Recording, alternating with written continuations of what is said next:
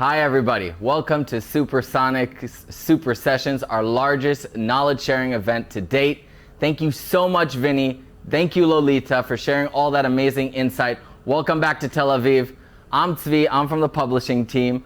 I've had the honor of working on games like Going Balls and Stacky Dash, and today I'm going to share with you our tips and tricks on how to get your hyper-casual game published. Before we get started, let me introduce the team and the division to you. The publishing division is made up out of 5 teams: publishing managers, game design, motion team, market research, and self-publishing. And on our agenda today, we'll talk about 3 out of the 4 steps of our publishing funnel: the concept ideation, the proof of concept, and the testing and iterations. So let's get into it. The first thing we want to think of is creating a winning concept. Where do we start? How do we do that? The first thing is coming up with a unique and innovative concept. That is key, and that is what drives our market forward. It is an amazing tool, and we see a lot of developers come up with innovative gameplay, which really makes an impact on the market. Another option is to get inspired by social media trends and what you're seeing online on where you could take particular concepts and run with them. We see that very clearly nowadays at the top charts, and it's doing very well. Not necessarily would recommend to stay and exactly the same thing as you see on the social trends, but to get inspired 100%. Let's dive into these 5 methodologies that we've seen to create unique concepts that we think that might help you. So the first one, like I mentioned, is the fresh new mechanic and template. 2 really strong examples here, both Going Balls and Chatmaster, groundbreaking in their field. Chatmaster, communication of chats between 2 players, allowing you to feel like you're in control of where the game's going to go, with a little mini game at the end as a result of your action. Another methodology could be using a template that we know works, a mechanic that we know works, and adapting a new narrative to layering more gameplay onto it. So if we mentioned Chatmaster in the previous slide, we have it here again, and we see the evolution of that. The 911 emergency dispatcher, also one of our great games. The same idea of a conversation between as the core gameplay, allowing you to dispatch, which then affects the gameplay, correct or incorrect, which was also a fantastic additional layer on that, and with the narrative as well as the emergency. The next methodology is using a popular mechanic and bringing into it a new subgenre. So we have 2 really strong examples here. Both Bridge Race and Stacky Dash are powerhouses. Bridge Race taking the stacking mechanic that is very well known in the hyper-casual world and allowing the IO feel. I'm going to race with people to build my bridge to the next platform, or I'm going to hold on to my bricks and knock other people around. Stacky Dash took it to a more puzzle aspect. I'm going to enjoy the stacking mechanic while I'm trying to solve this puzzle in the quickest time possible. A very satisfying overall feeling. Methodology number 4 is merging 2 successful mechanics together. So here's also very, very strong examples. Water Park IO, the skipping the line or shortening your track to the end, alongside another mechanic that we just mentioned, the stacking mechanic. And merging those 2 together gives you shortcut run. The idea of using the stacking mechanic to pass through the lanes and get to the end quicker. It's a fantastic example of merging 2 very strong elements. Another one is evolving an existing concept. Also 2 good examples, Knock Balls and Knock 'Em All. Both, if Knock Balls had a camera, a puzzle camera, single frame, one particular aspect going at it, where Knock 'Em All allows you to have a more dynamic environment, shooting at your players, moving for different guns. Also a very great evolution of that particular concept. All right, so we talked about what are the 5 methodologies. Let's dive in deeper and discuss what are 5 particular points you want to focus on when you're thinking of that concept. First thing first is clarity. I can't stress it enough, but clarity is really, really key. Hyper-casual is blessed with a large TAM. Total addressable market means everyone is a hyper-casual player, and everyone can play. The clearer your game is, the easier it is for people to understand. The more people will play it, the stronger the concept will be. Understanding the concept in the first few seconds is critical. That input, that output is very, very important for explaining it to all age groups and all throughout the hyper-casual market. Another important key aspect is the flow. You want to make sure that the controls complement the gameplay and help clarity. They don't add a layer of difficulty, the opposite. They add a layer of clarity, making it very simple for the player to understand. Narrative is also very important. The transitions, the objectives, the goals. The player wants to understand that very, very fast and be able to enjoy the game quickly in short, fast snacks. Another important thing, and we mentioned it before, is the successful mechanics. If you're going to use a previous mechanic or a mechanic that's already out there and it's tried and true, it's important to make sure that you use a mechanic that actually matches your gameplay and flow and it works all together. Other elements, satisfying elements, captive trade-offs, inputs for multiple outputs is also something we're seeing more and more in the market now, and is definitely blessed when it comes to putting a hyper-casual concept together. A little bit about how we do it here at Supersonic. So if you haven't used our platform, which I doubt has happened, our Supersonic platform allows you, and you'll meet the team that created this platform later on, and they'll show you everything about it. It allows anyone to submit their game, test that game in a very, very easy 4-step process. You submit your game for approval. Once it's approved, you can pull Facebook and Game Analytics keys. Those are the only two we recommend implementing at the time. You can go ahead and upload everything to the store. You press test, and you can follow the campaign live on our platform. It's part of our ideology is a white box, 100% transparency. You can see multiple data points and ask any question at any time to understand what you're looking at. All right, so we talked about how to make a concept. Now, what's next? How to test. We just saw how you start to submit it, but what do we want to focus on when we're trying to test that initial concept? So first, when the initial testing, the most important thing is marketability. That's what we're here to try to assess. We're trying to understand if this game, if the concept ideation that we came up with after putting all of those elements together will appeal to a large market and that we can, at the end, make a profitable business from. How do we reach that marketability? We recommend the following. A lean MVP with core gameplay is critical. Why? Because this really helps with clarity. Quick, clear game allows the player to understand what he's looking at. There's no need to work more than that. If you can translate that core quickly, the player should understand quickly and you should get a result. It means you can do little amount of work and see the result of potential further down the road. That's why we say KISS. Keep it simple and keep it basic and stupid. We recommend anywhere between 10 and 15 levels of gameplay, around 600 unique seconds, and we'll talk about it a little later down the road.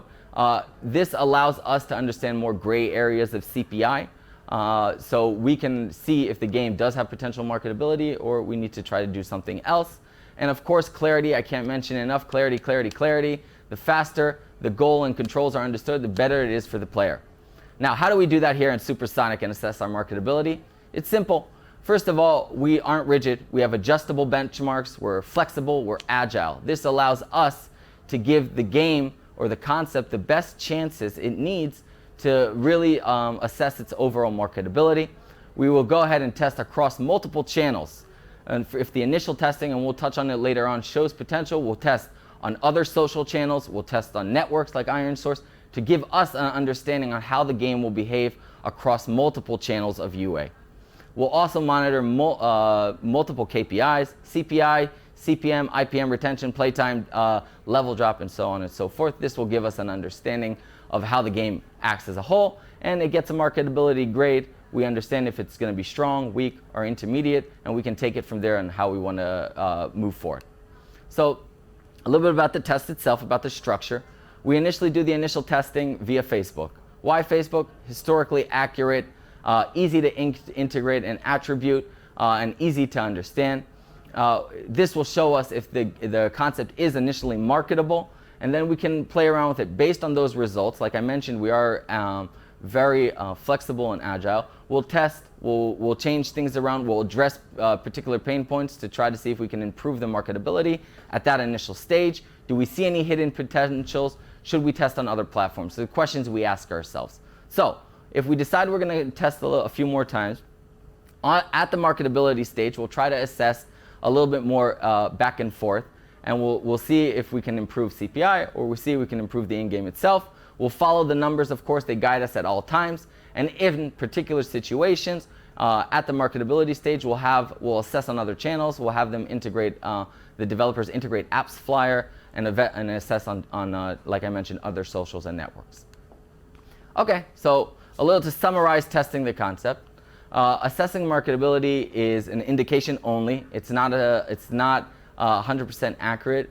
We spend a lot of time and work together, and the team works as a whole to try to reach that, understand the overall marketability. Obviously, the more you test, the more likely you are to find a marketable concept. This has not changed. The law of large numbers. Faster, the more you test, the better. Be focused and efficient and quickly and believe in the process, even though it must be frustrating at times. All right, third and final step is iterations. This step, once we see marketability on previous steps, we'll move on to profitability to understand how this game will behave on a larger scale and on different channels. And after we see that first initial marketability potential, we'll include our game design team to really pinpoint and address particular issues, for example, level drop or gameplay or retention to try to help.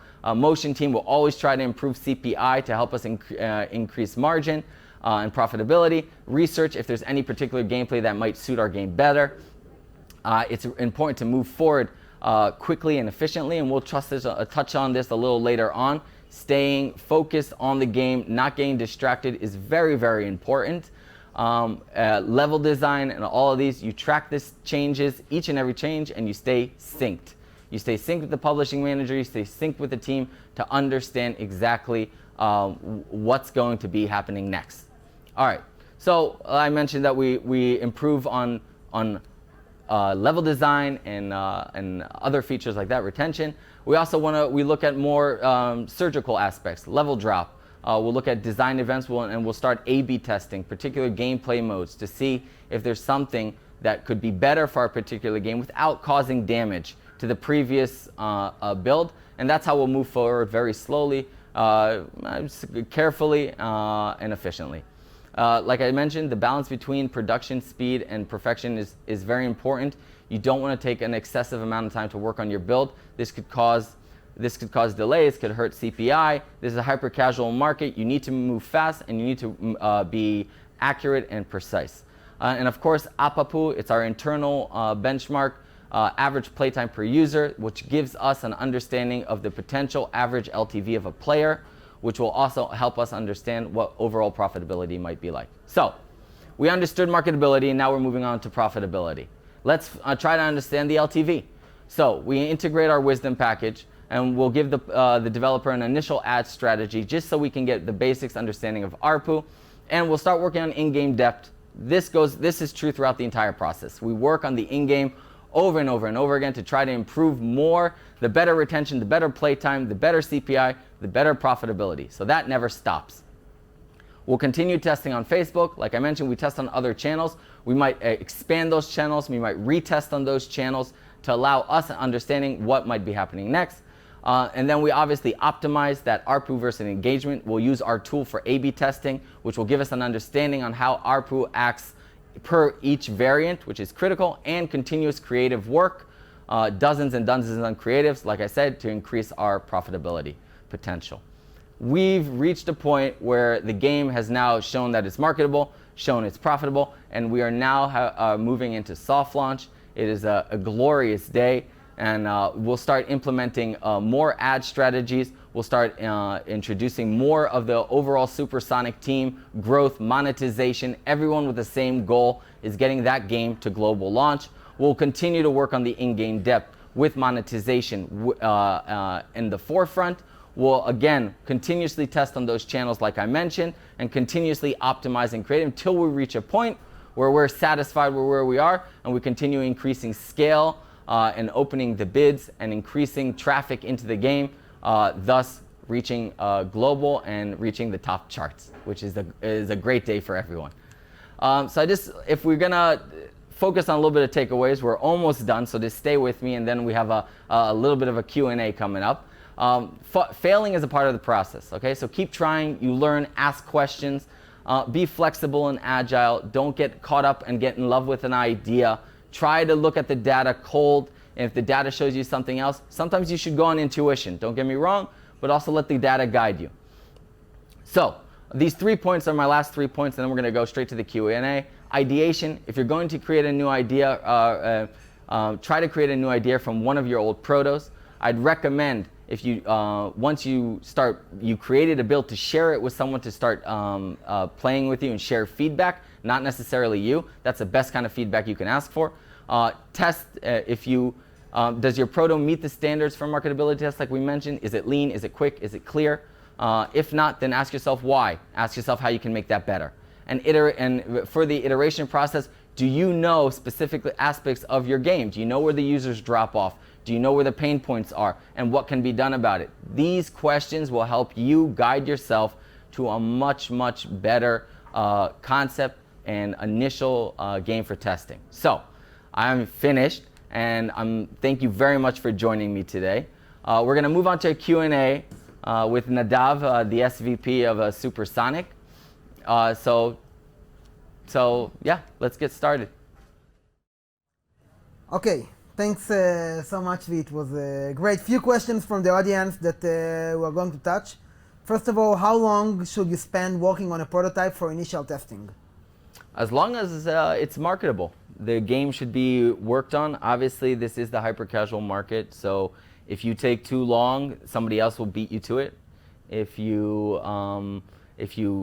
That's basically the whole idea. The faster, the better. However, as long as it's marketable, you can continue to work on it, which is most important thing. We can even say that 1 week should be a maximum period of time working on a prototype from ideation to at least minimum MVP. Agreed. Yeah, I even recommend for my developers around 4 days between builds and iterations, because at that point you know the game's marketable, and now it's a race to how fast you can become profitable and scale. Yeah. Another question is, in case the prototype is marketable, what is the average iteration duration? Of course, there are different cases, but from having a positive indication for marketability until soft launch, how long should it take? I'd say tops a month. A month? Yeah. Wouldn't you agree? I would like to see it faster. I've seen when there are teams that work good and communicate well, within a month, they're synced, every change is tracked, the impact is positive on the concept. It can be a month. Sometimes it can be longer. Don't get frustrated if it takes longer. Sometimes you have to go back into the game and work on it. However, as a whole, the faster the better. That's the answer. Yeah, I agree. I would even add that in my eyes, it's balancing between speed and perfection. Yep. You don't want to be in any side of the equation. You don't want to be too perfect but too slow, because the trend will pass. Correct. Or a clone will come. And you also don't want to be, of course, too slow, because then it's not perfect for this way as well. Yeah, if you make it perfect, but then you're already too slow, then the game might be a waste of work. Yeah. Another question: if my concept accepted, does it mean it will be tested 100%, or can you reject it in those 4 steps? 100%. It will be tested once it's approved. However, that is the initial testing. So if the game doesn't show marketability, we might work on it and we might reject it and recommend to move on. It really depends on each particular for each game. Yeah. As long as the prototype is legit, it will have the first test. Afterward, of course, depends on the results. That's part of, yeah, that's why we have that approval process, right? What's the longest prototype? It will be the last question. What's the longest prototype you guys worked on? What gave you confidence to keep working on it? I don't know if I should be saying it. I've worked on a game for around a year that's still shown marketability. I've never seen it before. No one has seen it before. Do you agree? Yeah. Obviously, the CPI has increased, but it's still there. I don't recommend it. But yeah, some rare cases it does happen. And last question, because it's important, do you test CTR before CPI or always go with CPI testing with a working prototype? So I've never been a fan of CTR. I don't recommend CTR. We don't do CTR anymore. Part of it because of changes on the testing side. Part of it is because we haven't seen it to be a reliable indication of marketability. So it wastes time. The opposite, when you CTR and the game has potential, you expose the idea and you haven't built anything. And at that point, somebody else might take the idea and run for it. So that's not recommended for CTR. Yeah, I can also add that we don't see 100% correlation. Many times a very strong CTR converts into a bad CPI, Yep. so it can also happen in the other way around. This is why CTR is not a good indication in our eyes for the marketability power of a concept. Yep. Thank you, 100%. Zvi. It was super interesting. Thank you, Nadav. We are going next to the platform overview, so you can skip to the next session. Thank you so much, and see you soon. Thank you, guys.